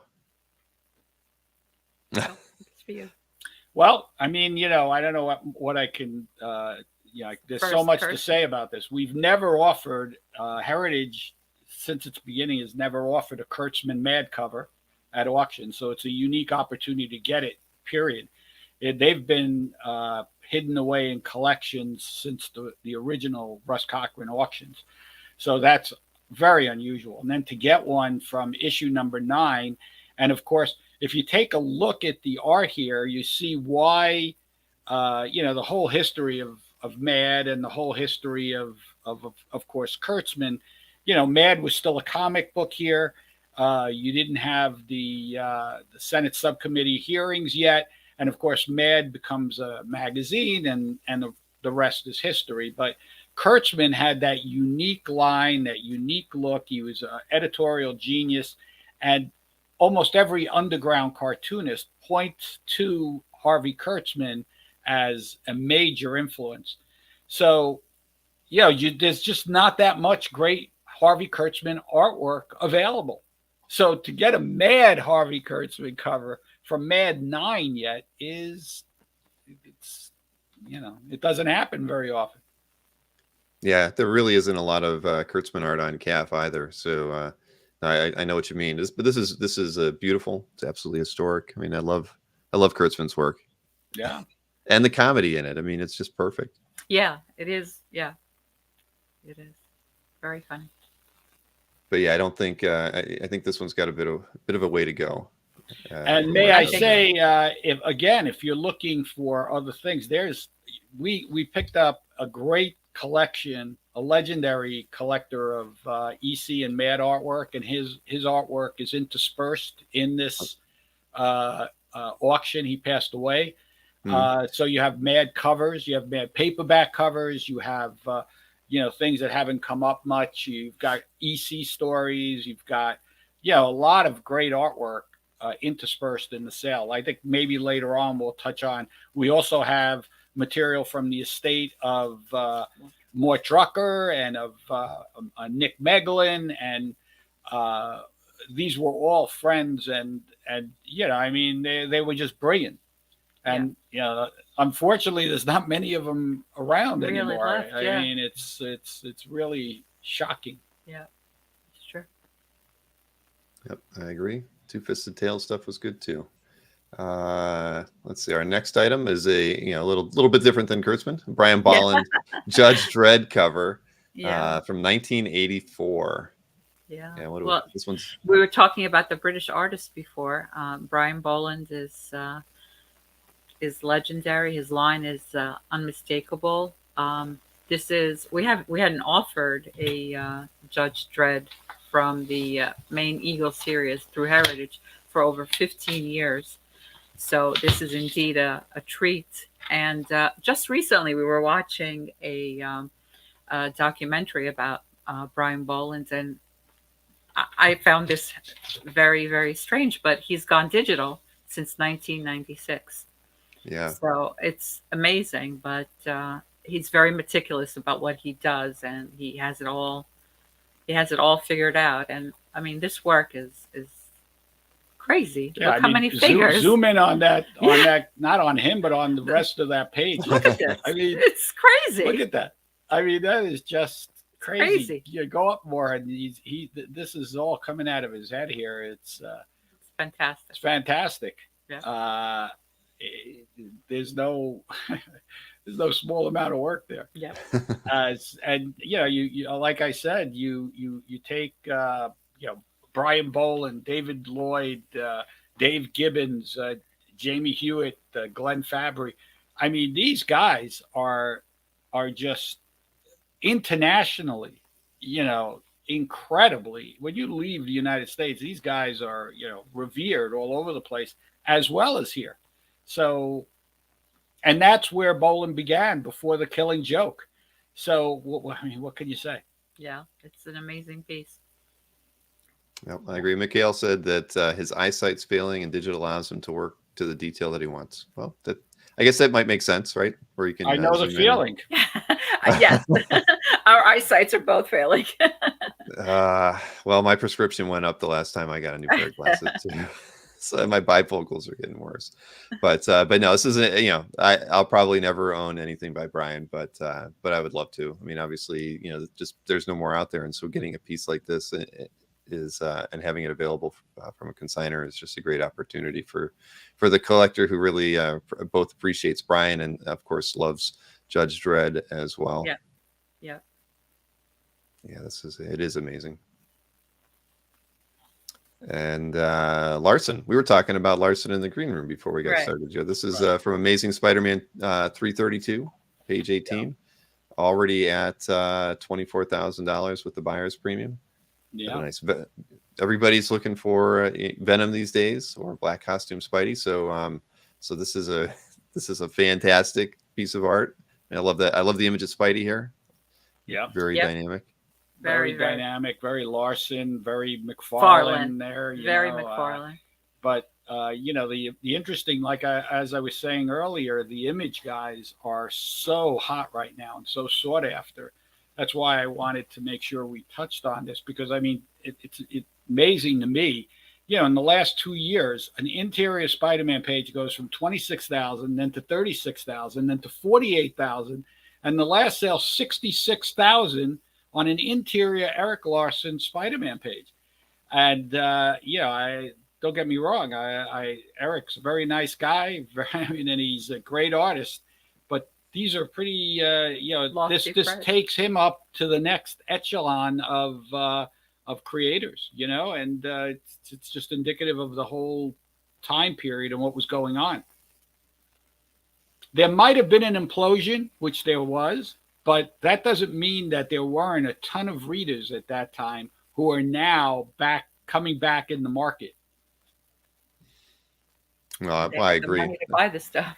Yeah. And this is 1990, so we got it's 32 years old, and and again we've talked about it a lot. With the 90s being hot, I mean that you figure those people are, at the right age to be really getting into this as a hobby, collecting original art, and I think that helps kind of fuel the prices for these artworks as well. But like Scott Wingo just said, love this page. Hopefully bumps the McSpideys up too. It probably will. It definitely probably will, Scott. Yeah. But I really always have appreciated Eric's work a lot. I mean, I think that I used to think that he wasn't as appreciated as he should be, but I don't think we can say that anymore. No, not anymore. Yeah. I mean, his work on and he was one of the guys at Image that he was the rock. Yeah, he never missed a deadline. He was the guy that while other guys were imploding at Image, he was Mr. Steady. Mm-hmm. And he's a nice guy. I mean, he's a great guy. I don't ever remember being at a convention that he was at that he doesn't take the time to just come over and say hello. He's that kind of person. Well, I've actually never gotten the chance to meet him. Yeah, I should fix that. So here we go. We have an Avengers #1 page. Kirby, Dick Ayers. A blockbuster. Page 2 from Avengers 1. So this is not the splash page, but it's page 2, and it's got everything going on where you have Loki, who tricks Thor into fighting the Hulk, and basically the beginning of the Avengers. I mean, they're born right there, and it's pretty historic from a #1 issue. So, do you have anything to add? I mean, well, once again, I'd love to have, an Avengers 1 page doesn't come up that often. You've got, Thor in it. You've got Hulk. It sets the tone for the whole issue. So, again, another museum piece. That's all I could say about it. Yeah, no, it's a bit of history right there. Yeah. And Mikhail's asking, when is Heritage bringing back the San Diego Comic-Con party? I didn't even know Heritage had a San Diego Comic-Con party, so I guess I'm not in the know. We don't either. I've never been. So all right, maybe that's 7 years. We've never been. Well, that's Mikhail's joke, I'm sure, but it is a great page, without question. And who wouldn't want to? There's probably other pages from issue 1 that would be nice, but any page from issue 1 would be from any issue 1. That's what it comes down to. That's what it comes down to. As long as there's a major character on it. Yeah. I mean. Yeah. Yep. And you got Asgard and the Rainbow Bridge as well. I mean, I'm happy with that. Yeah. It seems pretty reasonable right now. What's that? 27,000? Yeah. 32 with the buyer's premium. Yeah, that's the type of thing that, you could trade for. I mean, I would certainly go after it. I mean, that's your advice. What right? can I say? That's my advice. Yeah. That's right. right. All right, so this one, I'm sure that it was an interesting pick for you. Mort Drucker, Mad, but you got Bill Gaines. I mean, this is a very fun image. It's very, very cool. We represented Mort for a very long time. Of course, another one that we were saddened to see go, a gentleman, a good friend, um, an unbelievable caricaturist. We convinced Mort and Barbara to come out to a San Diego Comic Con. I guess in the mid '90s, maybe was it maybe early 2000s? Maybe early. I'm not really sure of the date, but all artists from Disney just came and were like, Yeah. worshiping Mort. When they heard he was going to be there, we had a line of Disney artists at our table waiting to meet him. Yeah, I mean, they were really. You could see the sincerity of how glad they were to meet him and tell him of the influence that he had on their artistic career. And his imagery really transcends time. I mean, it's frozen in time. It's just amazing. All his caricatures. You look at them, even though they're in a parody, you know exactly who they are. And he's not a talk. People talk about like caricatures. Most people do caricatures. It's like it's like a lollipop, they call it. The head is large and expressive, but the body is not. What set Drucker apart is he did the whole figure. He did the whole figure. It's all there and it's expressive. What we liked about this particular thing is that the guy in the foreground is Nick Meglin, who was the editor, John Vaccaro, of course, Bill Gaines. So, Nick Meglin and Vaccaro, after Feldstein were gone, really were the guys that were the editors in chief and made the decisions. And, now Nick's gone as well. So and Bill is gone. So there are all sorts of pieces of art interspersed in the through sale. the auction. Also, so that's, look at this. It's beautiful. Again, you're putting together a collection. How would you not want that to represent Mad Magazine, Bill Gaines, EC Comics, Mort Drucker, you name it, it's got it there. Yeah. And also in illustration art, there'll be some other examples of Mort, but more on the illustration side versus the Mad Magazine. Yeah, why not something affordable? Yep. Sure. Yep. Well, there you go. So we went to one of the more affordable pages, everybody. But this is a good choice, without question. That was a very good choice. All right, so a giant-sized supervillain team up. Yeah. Very nice. Yes. Anything with Dr. Doom on it's good. It's good. But you get it on the supervillain team up. It's so we got Ron Wilson, Frank Giacoia, and mentions John Romita Sr. So there's probably some probably in the head or something there. But man, what a great image. It's amazing. Yeah, and I have it. I know the firsthand story of how this began, which was that they were looking for.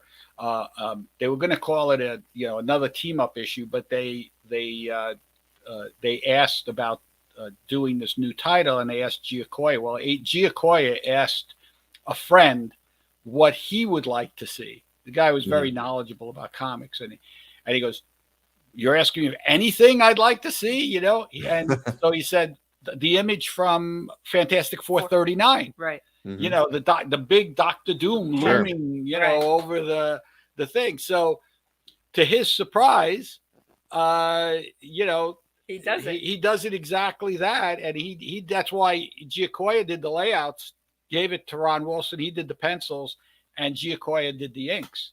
And you could see with a lot of the little touches that Romita went back in and shifted things around and changed things. So John put his own mark on this. So, and it's a 1975 #1 Marvel. Mm-hmm. It is what it is. How many #1 covers are available? Period. Not enough, but I completely agree though that this is It's really, really nice. And I thought the same thing. I didn't know the backstory on it, but that's the first thing I thought of was that Fantastic Four cover when I saw Yep. this one. Yep. Wow. And what are we at now? It's just under 17,000 with the buyer's premium. There's a deal. Well, another one to watch. Exactly. Let's see. Oh, we got strip art here from Frazetta, Johnny Comet from 1952. Yeah, we decided to include a piece of strip art. This is the first Johnny Comet daily, and Frank has his handprints all over this. I mean, it's amazing with the cars and I'm sure that's him there with his back to us. And this strip went on to feature all the things he loves the most, women, fast cars, himself, where he portrayed, Johnny Comet the way he looked. And it was a success, and didn't run long enough, but it was something to definitely see. And if you have the chance to read the whole storyline, it's pretty fun. It's a pretty clean piece. It's I mean, look, it's 1952, and look at Frazetta's style. Look at his ability to ink. It's just mind blowing. Yeah, no, it really is stunning. And when do you get a chance to buy? You talk about a Marvel #1 cover. That's one thing, but a comic strip #1 of a comic strip, they just don't exist. Yeah. So this is the first Johnny Comet daily. Yeah. Period. Well, there you go. Well, that probably answers Ruben's question. I know the race car on a daily is important, but I'm actually shocked that this one was bid up so much higher than the other examples with the beautiful ladies. Well, you never know where they're going to end up at the end of the day, right? The #1. Is it a question of aesthetics? Is it a question of importance? Hey, listen, when we talk about comic values, value factors, you've got context, you got content, and you got crossover appeal, you got all of that type of thing. So all of those factors play into it. Oh. I wouldn't turn down a page from Amazing Fantasy 15, especially if you gave me the cover. I mean, I wouldn't. I wouldn't either. Yeah. Birth of a Comet. Love it. Yeah. Yep. That's pretty cool. Yeah, Dino's always very insightful. Thank you, Dino.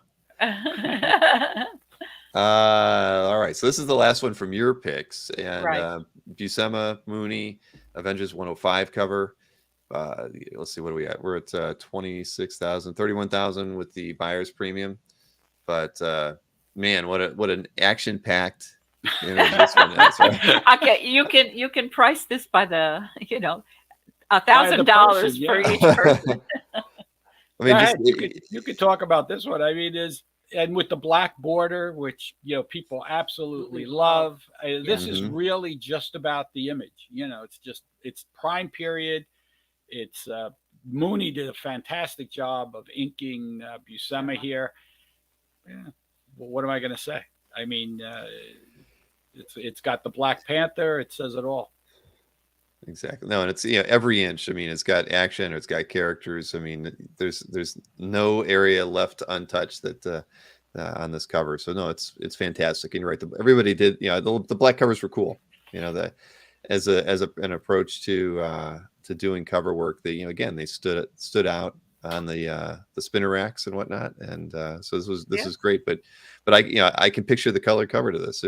This is back in a time when the colors tended to be really stark, and it just made the comic even get out more right off of there. So that all those things were part of the consideration when putting together a cover image like this. So this is a really, really great one, and one that I won't get to own, but just I love it. And the thing is, pieces like this, I mean, this could be like the one of your one of the pieces in your collection that you could look to every day and just be thrilled to own it.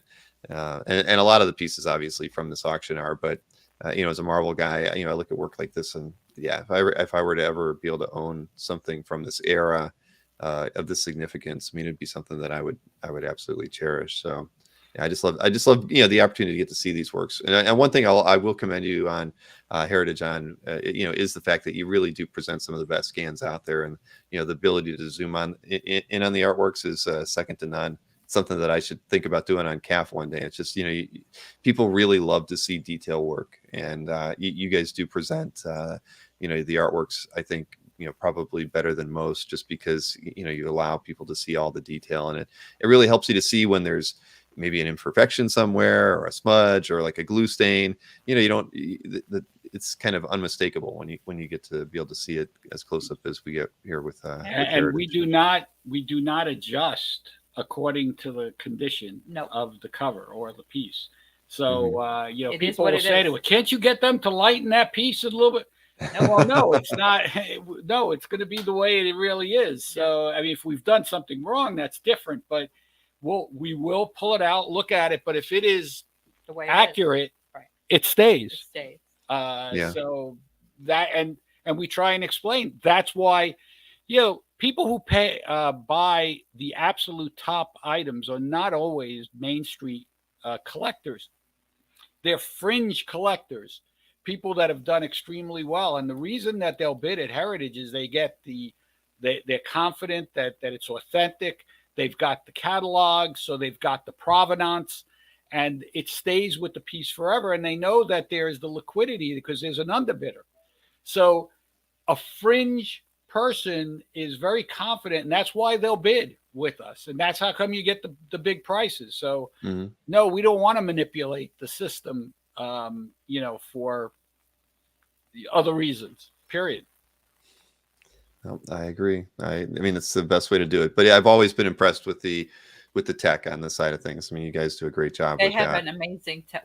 We have an amazing tech department, and they are always on improving things and making things better and easier. And the site is so user friendly, and Jim's not afraid to commit to the future. I mean, Jim is always one step ahead. Yep. Before we ever had a $20 million sale, Jim said we need to add 2 more, graders, 2 more of this, 2 more of that. He will just add in advance of production. Right. Mm-hmm. Yeah. So it's a nod to him. Yep. Well, it's he's done a few things right in his career, I think. Just a few. Yeah, I'm trying to find the one piece that if I had $1 million, or it won't be $1 million, but one of my all-time favorite Thor covers was the cover to 182 with Doctor Doom. I mean, as odd as that is, I mean, I've always been a big Doom fan, but this cover was always just so darn cool. The Thor, even as this ghost image behind Blake it was done so well and stood out, in the cover image of on this book.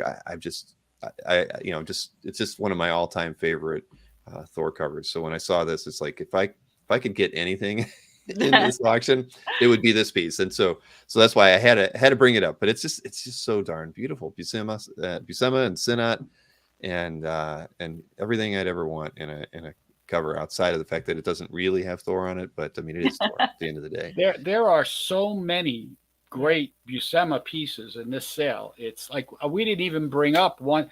What is it? King Conan #1. The cover is in there with Buscema and Ernie Chan, and I mean, there's a Marvel Treasury Buscema Conan cover. I could go on and on. There's just a ton of great pieces. Right. What's Ruben say? He said it's the storytelling in this piece that he's kind of highlighting, the way that Doom is holding his mask in front of the camera. I mean, that's just everything about this cover there's so much going on in it that is subtle. Blake is scared to death. He can't turn into Thor. Doom is unmasking himself. I mean, it's just a crazy image that it would A, frighten any kid to death, and then B, make them want to buy that comic book. Right. I mean, it's just such a, and it's that's just like not normal storytelling for a cover swim. I'm going to stop talking about this one because I might try to see if Thor. I mean, Dr. Doom was not one of Thor's common villains, so it's right. That's it. I should Exactly. point out, Ruben, I hope everything's okay at home. We haven't spoken in a while, but Ruben's a good guy. Yeah, for sure. And we certainly wish you well. Absolutely. That is that's true. But yeah, no, I have to. I'm gonna start looking at my equity line on my house in a minute if I keep looking at this cover. You better not talk anymore. No, I got to look at something else. I got to find something I don't like. Where's the DC art? I'm not a DC guy. Maybe I should be looking at that. But yeah, I mean, again, you just look at this Zek Captain America 266 cover. I mean, dang it, it's got Spidey on it as well. I mean, 3 days left on this one, so I mean, there's just so many good lots in this auction. I mean, I love the lady. Look at that. Yeah, I mean, the Moon Knight. I mean, talk about a creepy cover. Here's here's Moon Knight and Spider-Man in a coffin. Yeah, right? That's great. So I mean, and how hot is Moon Knight right now? And there it is. And we have another Moon Knight cover there that's fantastic. Then if people want something different, there's a Spirit cover of an Eisner Spirit cover in the sale, which retells the origin of the Spirit. You'd never find. I used to own that cover. I mean, that is one of the great covers. We have a Dream of the Rabbit Fiend by Winsor McKay that on one side, on one sheet of paper, on one side is the Dream of the Rabbit Fiend, on the other side is Pilgrim's Progress on the same board. So you get both at one time. That's amazing. See, somehow I missed that one. Yeah. It's a lot. What is it? 94133. 1/3. Yeah. Yeah, Dino even mentioned the Moon Knight's on that Defenders 47 cover that I looked at. That's true. Yep. Yeah. Man, there's just so many iconic pieces in this cover and this whole auction. Yeah. Yep. Again, this one's going to be one that we're all going to be watching. I'm looking forward to the live auction. I can't wait. Yeah, and if anybody wants to contact us before the sale and talk about potential terms or, consigning something to pay for something, or, if in case, the other big one we get starting like today is, listen, I'm going to be bidding. I don't know if I'm going to get this, but if I do, how can I pay? How can I do something? Well, if you tell us in advance, the answer is yes. If you tell us after, the answer may not be so simple. So, right. Feel free. I'm sure people have our email address, but if you don't, it's pretty simple. It's Joe M or Nadia M at ha.com, and we'll gladly answer any questions. Yes, we're very responsive. I mean, look at those Black Cat covers. Right. The horror Black Cat covers. All of a sudden, I don't want to say all of a sudden, but in recent years, they're really, really hot. Yep, they've come on. All right. No, I'm a huge Lee Elias. I've never owned anything by Elias, but he's on my want list. I mean, I think he's just an amazing artist. But man, I would love to own anything by the guy. I mean, his style was just so unique, and everything I've seen by him, it kills me that I don't own anything. He was a disciple of Milton Caniff with those spotted blacks. So if you wanted to know what Milton Caniff would look like as a comic book artist, you just look at Lee Elias. Well, Caniff is also on my list. He's yeah. I mean, I've never owned anything by either of them, but I better correct that soon, or I won't be able to own anything by either of them. This sale has some really, really great Caniffs in it too. There's a Mad cover that I mentioned as you're scrolling up, right? Oh, did I pass one? I'm sorry. Oh, right here. Yeah. Yeah. I mean, that's just one. I mean, look at that. That's a great one. That's an early one. Yeah. Peanuts, of course, and Peter Parker, spectacular Spider-Man cover. Oh yeah, Pollard and McLeod. Yeah. I mean, what a great combination those guys. Yeah. Wow. And then you have a couple of Al Milgrom covers. I mean, we love Al. He's a good friend, and he talk about a guy that did everything and did it well. He's wonderful. Yeah. You have is that a you have a Hal Foster. You have a 1937 Flash Gordon that's absolutely top notch, lush brushwork. Right, it looks right from the prime period, inside of a cave where you finally have backgrounds and stuff like that. That's all in there. If anybody wants, comment on it. I don't know every piece. We have that, Daredevil page from, what is it? Daredevil 190 with the, the death of Elektra thing where Elektra is resurrected. That's super hot. We got a Wallywood Daredevil here. One of I used to own that cover, which was just, to me, the best Daredevil cover. But the Matador. That was for me, the Matador cover in color. When I saw that on the news, that was like mind blowing. So here, this has never been on the market before. You got a great image, a classic Wallywood image of the Matador there, and him spotting the blacks. Now, you have the yellow costume, but look how good looking this is. And then we have a later Wallywood Daredevil page as well. Yeah, this is. There's just so much great art in here. I love the John Byrne, Terry Austin, Olaf, convention sketch or commission. Whatever we want to call that. That's beautiful. You got Boris Vallejo, Peanuts Sunday, nice Jim Starlin painting with Thanos and Adam Warlock. Man, and Captain Marvel. Shit, I want to look at that one now. Let's see. I love Starlin's work. So, wow, look at that. Yeah, that is great. So we've almost reached the 2-hour mark, Joe and Nadia. I think so much for promises. See, I knew I shouldn't say. I think we're only going to be an hour and a half tonight.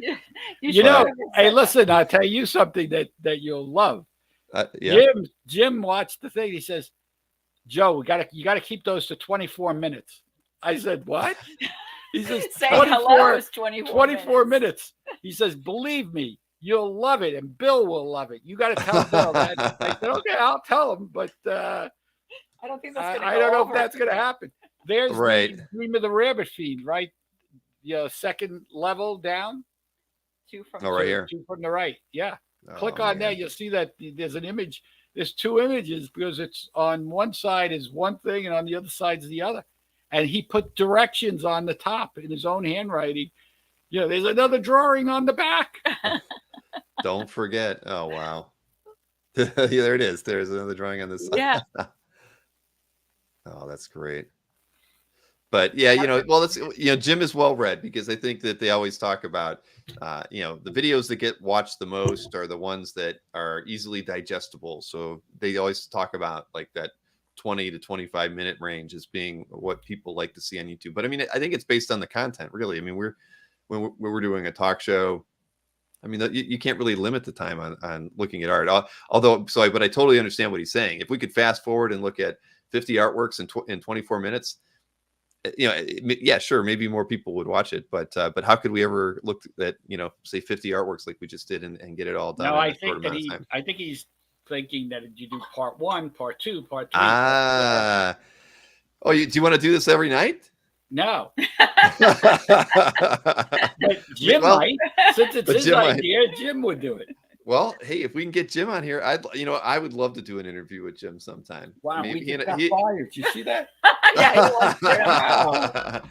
I'm gonna Jim. Okay, you take Jim. Go ahead. No. Well, come on. If I could just get one time, you guys are going to be my regulars. But it would. I think everybody would love to look at some of the pieces from Jim's collection as a collector interview. I'd love to. He's got some collection. I would really like to talk to him about just his approach to the pieces he chooses to go after, and just how his view on art collecting has changed over the last 20 years. And so that's all. But I had Joe Maddalena on. He had an interesting interview that we did with him. So at some point maybe I'll get to interview everybody at Heritage. That might be nice. That's right. It could happen. Sure, it could. It could. But yeah, no, this is a great piece. This one's from McKay. Yep. So everything's really going to get going on, and there's a nice Bill Sienkiewicz New Mutants page Oh wow. And is anybody hotter than Bill Sienkiewicz? I mean, Jeez. it's taken a long time, but boy, now people have come to appreciate Bill Sienkiewicz and his line. his ability. I mean, I think if I had to use one word, is bravery. I mean, he's not afraid to just take things, to any level. He doesn't care what the standard is, and now there's an entire generation that really appreciates it. So it's great. Oh, yeah. No, his work stood out. I mean, obviously, you either. I mean, I was very uncertain. When I first saw Sienkiewicz's work, do I like it? Do I not like it? I couldn't tell. It was kind of like when I first saw Frank Miller's work, right? I mean, I was like, this is just so not what I was expecting from an artist in a comic book, that it took me a few issues of reading Daredevil to finally get it and appreciate it. And the same thing, I approached Bill Sienkiewicz's work the same way when he kind of went all in on this approach to the artwork, but yeah, it didn't take long, right? I mean, you're a little skeptical at first, but then once you get it, it's like, wow, this guy's a genius, and he's taking lots of chances. Yeah. But I'm gonna have to look at the Kniffs, because I actually didn't look at any of those in detail, but I'm gonna have to check and see what other pieces are in there by Milton. Yeah, there's a great strip art collection, the Bobby Murphy collection. Great examples. Yeah. Really the top of the line of great you have the Dragon Lady, you have Burma, you have all the classic sequences, you have Sundays. It's all there. Also, you have Scorchy Smith by Noel Sickles, who was the mentor. As a matter of fact, if one piece that I regret not bringing up, it's a piece that I owned. I believe it's a 1935 Terry and the Pirates. And if you read the strip, go through the compilation, you'll see that everything before that example, it's the characters around a campfire. Everything before that example is outlined, cartoony, none of the spotted blacks. From that point on, Kniff has his style, the Kniff style. And it's no coincidence that he began sharing a studio with Noel Sickles. And that was what Noel Sickles did well. And that's where Kniff picked up that style and of course, ran with it. So it's, let me see, this is very small, what you're doing there, so I can't. Yeah, sorry, I was hoping I might come across it just by looking at the thumbnail images, but yeah, it's them around a campfire. Keep going. 1935 might be that middle one. That's it. This Click one right on here. that. Yep. So if you use that as look at the amount of darks and whites in there and the spotted blacks, you'll see that from this point on, Kniff becomes Milton Kniff, and everything before that is the cartoony style that some people don't like because they don't associate it with Kniff. Mm-hmm. Yeah, this is amazing. They're stuck on a desert island. And it's got everybody. It's got Terry. It's got Connie. It's got Pat, of course. And then those are the bad guys. And then there's, I mean, it's a beautiful daily. Well, yeah, that's why I love Milton. I mean, that's so amazing. Yeah. And you're right. There's a lot. Okay, I've got a lot to look through here. Yeah, I mean, look, you want to talk about. I always start at the high end and I work my way down. So I hadn't. That's why I asked you, just so that the audience knows. I said, listen, tell us what you want to discuss, and we'd be glad. We'll make a list, and things that you might like, we'll certainly add. All right. Next time we do this, you're just blinded by the dollars. You said go with the highest, so I mean that's just the kind of guy you are, I guess. All right, I am. Right. I'm all about showboating on here. I really am. All right, next time I promise I'll bring in my own, and I'll try to find some better, some of the more lower end pieces as well, just to kind of give a better overall example of what's in the auction. Right. And but yeah, no, that's wow. All right, I've got some research to do now. But Joe and Nadia, as always, I appreciate the fact that you guys are we're like a team. We're gonna anytime we have a heritage preview, I know that if you're available, you're gonna be here with me, and I think that's great. And we're gonna get to do future chats with you too and learn more about. I'm really curious about Frazetta and Infantino. I think I'm really looking forward to being able to talk more about Carmen as well. I mean, I think there's so many topics that we can touch on, and I'm all about trying to educate the collectors of today about things that happened 20, 30 years ago in this hobby, and the interactions that folks like you have had with so many really important creators who haven't had books written about them in some cases, but those stories need to get out there. So I'm really looking forward to more talks like this with you. But best of luck with this auction. I think I would be surprised if it doesn't pass the amount of the last auction in the overall sales.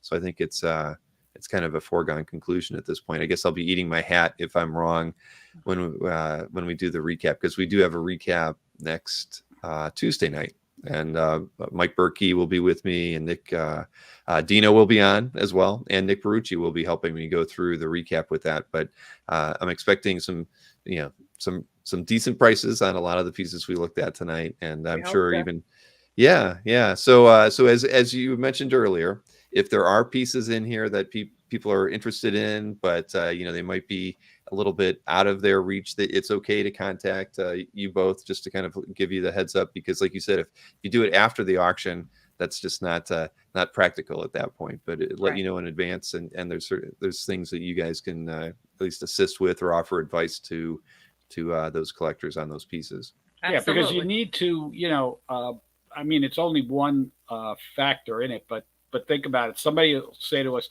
I bought this. I'd like to consign this. I think it's worth this. Mm-hmm. Well, if we don't agree, now you've got a problem because you've already spent the money. Right. Exactly. So if you discuss it in advance, then we all know where we stand and how much we can advance against it. And because the last thing you want is somebody to go underwater because they've, overspent or misestimated. So understand where you are before you begin.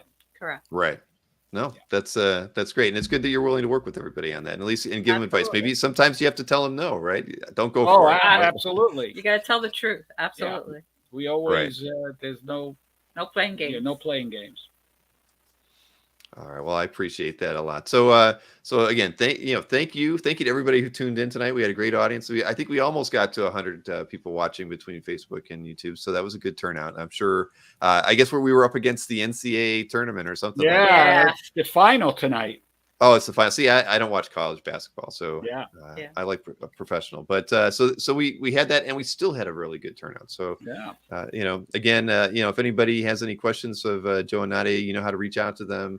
What were the email addresses again, just so we can do that? It's Nadia M, like Mary, at ha.com. It's Joe M, like Mannarino, at ha.com. All right, there you have it. So again, thank you so much. And again, thank you to everybody for tuning in. Thank you for Jim Halpern for allowing us to continue doing these, especially when he's in the chat to help us kick things off. We'll get him on camera one time, I'm sure. But again, thank you to everybody for tuning in, and have a wonderful evening. And I'll see you again soon. Yeah. Good